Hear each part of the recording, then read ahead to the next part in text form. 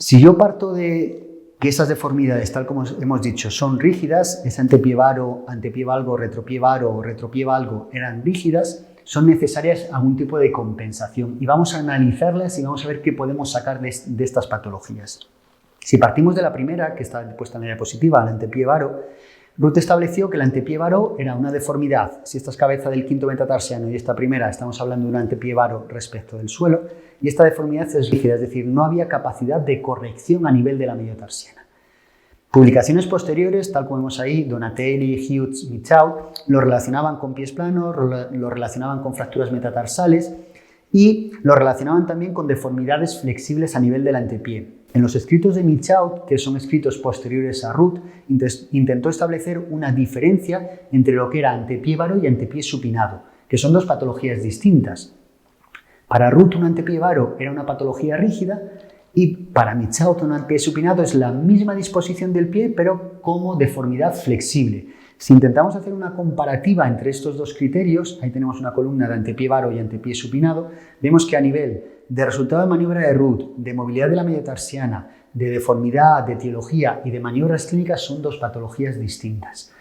El antepié varo, Ruth teorizó que era causa de pie plano. El antepié supinado se teorizó que era una consecuencia de un pie plano. Un antepié supinado se consideraba que era una adaptación de partes blandas que podíamos encontrar cara interna, cara externa, ante cualquier paciente que tuviera un pie plano. Hay un exceso de fuerzas reactivas del suelo en la columna interna. Esas fuerzas reactivas del suelo generan que el antepié se deforme en supinación. Y este paciente en descarga tendría el antepié supinado. Pero esto es una deformidad de partes blandas. Pero esta definición de antepié supinado no es propia de Ruth. Si nos vamos a la definición propia de Ruth, ese antepié varo se podía clasificar según la capacidad de compensación que tenía el pie. Tal como vemos en la imagen arriba, vemos esa deformidad de antepié en varo, cabeza de primer metatarsiano, cabeza de quinto metatarsiano, y como la deformidad es rígida y yo esta mediotarsiana no se podía generar movimiento, era necesario en la articulación subastragalina movimiento para compensarlo. Y se clasificó en compensado, parcialmente compensado y no compensado, comparando los grados de antepié varo con el grado de pronación de la subastragalina. Si los grados de pronación de la subastragalina eran superiores al grado de deformidad en antepié, se hablaba de un antepié compensado y no generaba una gran patología, excepto que existiera una inestabilidad del primer radio. Un antepié varo parcialmente compensado era cuando los grados eran muy similares, el grado de antepié varo era muy similar al grado de movimiento de pronación que podía realizar la subastragalina. Y eso nos producía que el pie se comportara o visualmente la subastragalina podía compensar toda la pronación, pero seguía existiendo una sobrecarga de M5, una sobrecarga de columna externa. Y un antepié varo no compensado eran aquellos casos en los cuales el grado de antepié varo era muy superior o superior a la capacidad de la subastragalina de pronar. Entonces, como la subastragalina no tenía capacidad de pronar, seguía existiendo una sobrecarga de M5.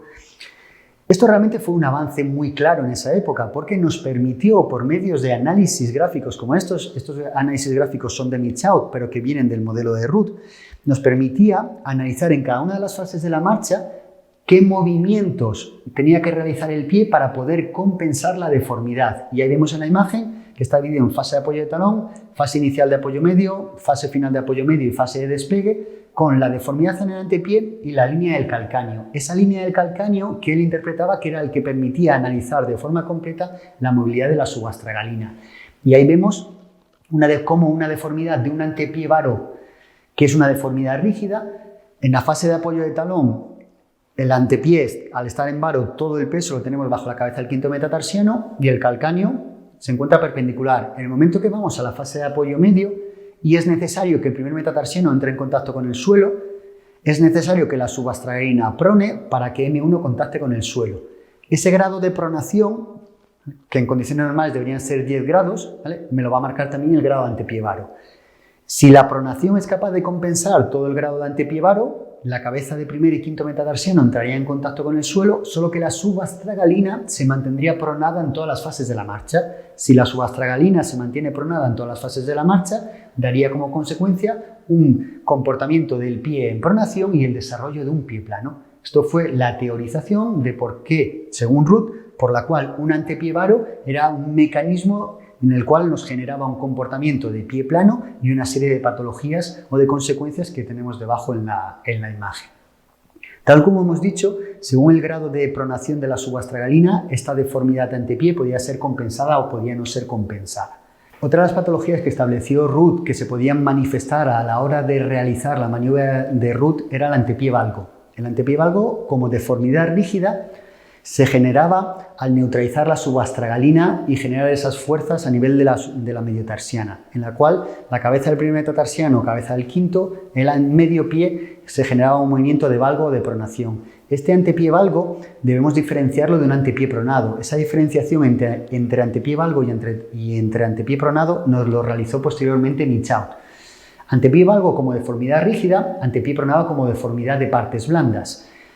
Ruth estableció que el antepié valgo podía ser causante de pie cabo y posteriormente Michaud nos especificó que todo pie cabo podía generar un mayor o menor disposición del antepié en pronación. La misma tabla que establecíamos como diferenciación entre antepié varo y antepié supinado la podemos utilizar con antepié valgo y antepié pronado, a nivel de movilidad, a nivel de etiología, a nivel de compensaciones.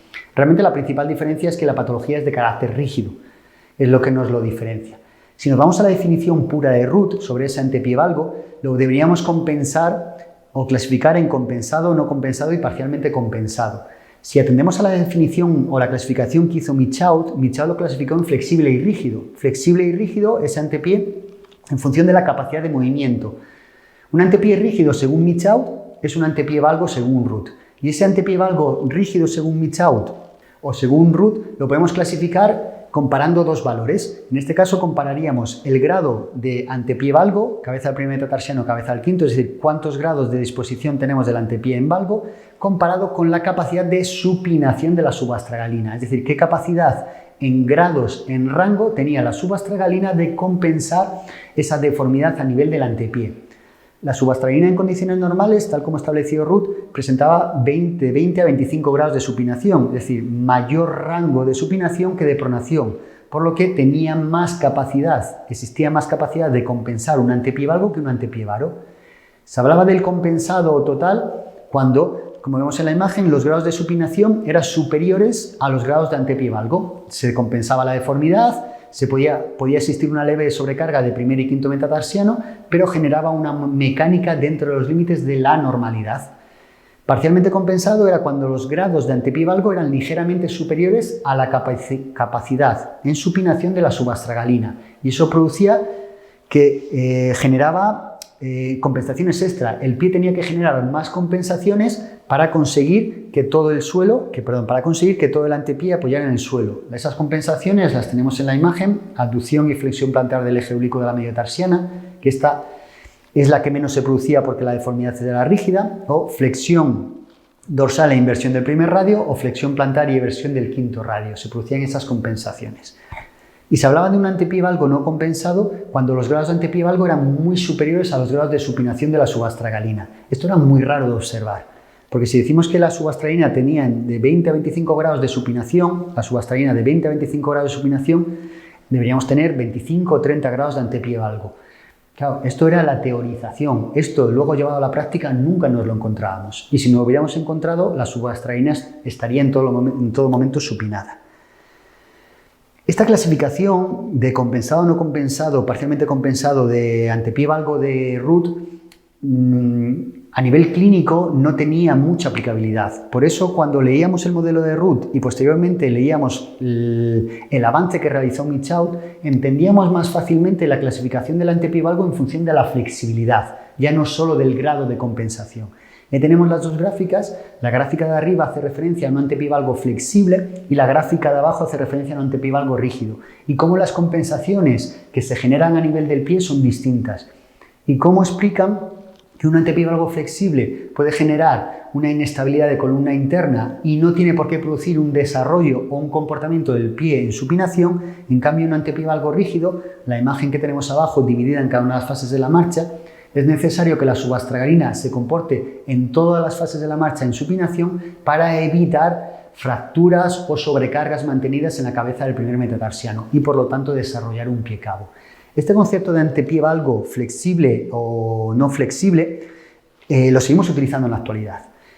Partimos de la base que proviene de una idea de Ruth como antepié valgo rígido. La idea de antepié valgo rígido, ¿vale?, la podemos clasificar entre flexible y rígido proveniente de Michaud y utilizar como factor etiológico de un pie cabo un antepié valgo rígido. En la actualidad la bibliografía nos permite utilizarlo. Otra de las patologías que podíamos encontrar analizando este modelo de Ruth era el concepto de retropié varo. Retropié varo hacía referencia a que realizando la misma maniobra, asa neutra y calcáneo cuboideo, en este caso el retropié en vez de ser perpendicular, el calcáneo en vez de disponerse perpendicular se disponía en varo. Este grado de retropié varo, Ruth lo relacionó directamente con el grado de tibia vara y estableció que mientras mayor sea el grado de tibia vara, que él estableció que eran 0 grados, mayor posibilidad de generar un retropié varo. Y ese retropié varo era necesario compensarlo a nivel del antepié, porque él volvía a establecer que esta patología era de carácter rígido. Y a su vez también nos lo clasificó en compensado, no compensado y parcialmente compensado, tomando como referencia dos valores, el grado de tibia vara y el grado de capacidad en cadena cinética abierta de la articulación subastragalina en pronar. Vemos, en función de grados simétricos compensado, más grados de tibia vara que de pronación parcialmente compensado, y si los grados de tibia vara sobrepasaban de forma excesiva a los grados de pronación, parcialmente no compensado. Cualquiera de los tres pies nos producía un comportamiento de pie cabo. Mientras mayor fuera la diferencia entre el grado de tibia vara y el grado de pronación de la subastragalina, ese movimiento o ese momento de supinación de la subastragalina se mantenía en más fases de la marcha. Y ahí vemos igual la gráfica tomada del libro de Michaud, donde se analizaban cada una de las fases de la marcha para determinar cuál era el efecto a nivel de biomecánica, las compensaciones que se tenían que realizar a nivel del antepié para compensar ese retropié varo. Daban lugar a un antepié hipermóvil, a un desgaste lateral del calzado por esa supinación, desarrollaban normalmente estos pacientes un síndrome de Haglund por tensión aquilea y por todo ese impacto en columna externa, y sintomatología de tendinitis de tibiales y de flexor común de los dedos. Este retropié varo, posteriormente, la bibliografía también nos recomendaba utilizar el test de Coleman para clasificar su flexibilidad. La flexibilidad del retropié varo, Ruth no nos la comenta. Ruth habla que es una patología rígida, una deformidad rígida, pero posteriormente se ha conseguido demostrar que no tiene por qué ser siempre rígida y que puede ser flexible y puede ser no necesario compensaciones a nivel del antepié para generar una biomecánica normal.